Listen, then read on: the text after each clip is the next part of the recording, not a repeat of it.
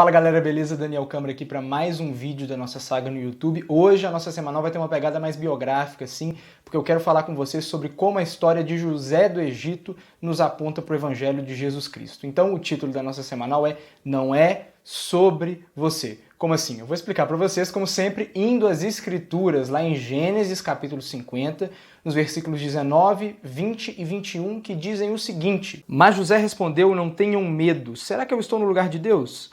Vocês na verdade planejaram mal contra mim, porém Deus o tornou em bem, para fazer, como estão vendo agora, que se conserve a vida de muita gente.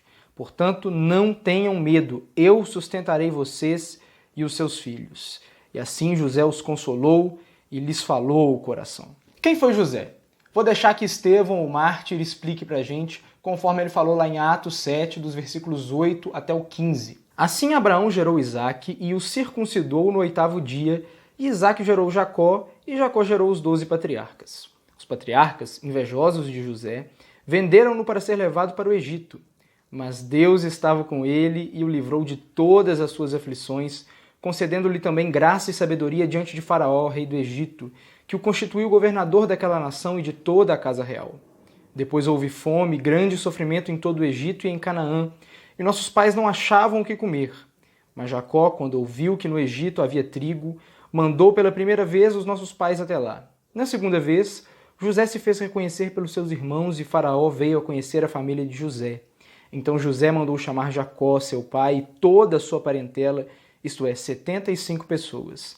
Jacó foi para o Egito e ali morreu ele e também os nossos pais. A história de José é cheia de reviravoltas. Ele começa como queridinho do pai e acaba como salvador da sua família. No meio do caminho ele foi escravo, presidiário e líder político. Já nos capítulos finais dessa história, o velho Jacó morreu e os irmãos de José começaram a temer. Será que José tinha perdoado eles só para rever Jacó? Será que a vingança agora viria? Então, assustados, eles inventaram uma história lá para tentar enganar José. Mas foi justamente nessa hora que José mostrou que sabia aquilo que todo ser humano tem que descobrir, que não era protagonista da sua própria história. Tudo começa quando a gente entende que a justiça não nos pertence. Pensa comigo, José tinha sofrido muito por causa daquilo que os irmãos dele tinham feito. Ele tinha todo o direito de estar furioso.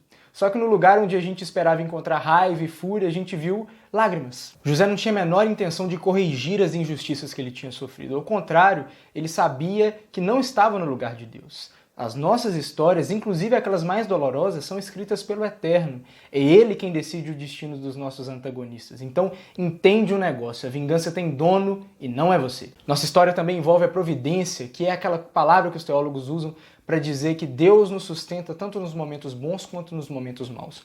José foi seduzido, caluniado, preso e, antes de tudo isso, escravizado, mas jamais foi abandonado. Até mesmo nos momentos mais cruéis e horríveis de sua história, era possível ver o cuidado de um pai por trás de tudo. Embora fosse bombardeado por maldade, José era acompanhado sempre por um Deus que demora menos de 24 horas para transformar um presidiário em primeiro-ministro. O Criador é especialista em transformar o mal em bem, em pegar as nossas catástrofes e fazer com que elas se tornem pontes para oportunidades improváveis. E ainda os dramas da nossa vida estão relacionados com os propósitos do Eterno.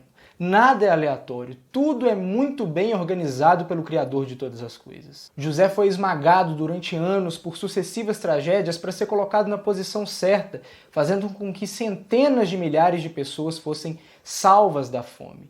Não se engane, os seus piores dias não têm nada a ver com você. A vida não é uma guerra das narrativas criadas por nós, mas o desenrolar da grande história de salvação que Deus escreve em nós e através de nós. Então, perdoe minha franqueza, mas a sua história não é sobre você. Assim como José, nós somos meros coadjuvantes e há um protagonista em tudo isso. Ele, como José, foi rejeitado, traído e vendido. Passou por muitas dores e era especialista na arte de sofrer. Ao contrário de José, que saiu da prisão, ele foi cruelmente assassinado. Contudo, a morte não conseguiu segurá-lo. Ele ressuscitou e subiu aos céus para que se conservasse a vida de muita gente. Nele nós recebemos o melhor: o perdão do Deus da justiça, a graça do Deus da providência e a revelação da vontade do Deus dos propósitos. Esse protagonista é Jesus Cristo, aquele que abre a porta para a vida que nós somos criados para viver. Então, larga os seus roteiros e viva esse teatro em que Jesus é o grande personagem. Então é isso, meus amigos. A história de José é muito mais complexa do que eu poderia contar aqui no tempo da nossa semanal, então eu indico para vocês um livro, este daqui, José, um homem íntegro e indulgente, de Charles Swindoll, da editora Mundo Cristão. Vou deixar o link para compra na descrição, como de costume. Muito obrigado pela companhia. Se você gostou desse vídeo, curta, comente, inscreva-se no canal, clique no sininho para ativar as notificações e, mais importante de tudo, compartilhe esse vídeo para que mais pessoas sejam alcançadas por essa mensagem que faz a gente abandonar o egocentrismo e abraçar a ideia de que a nossa vida não é sobre nós. Um abraço, até a próxima, que Jesus te abençoe.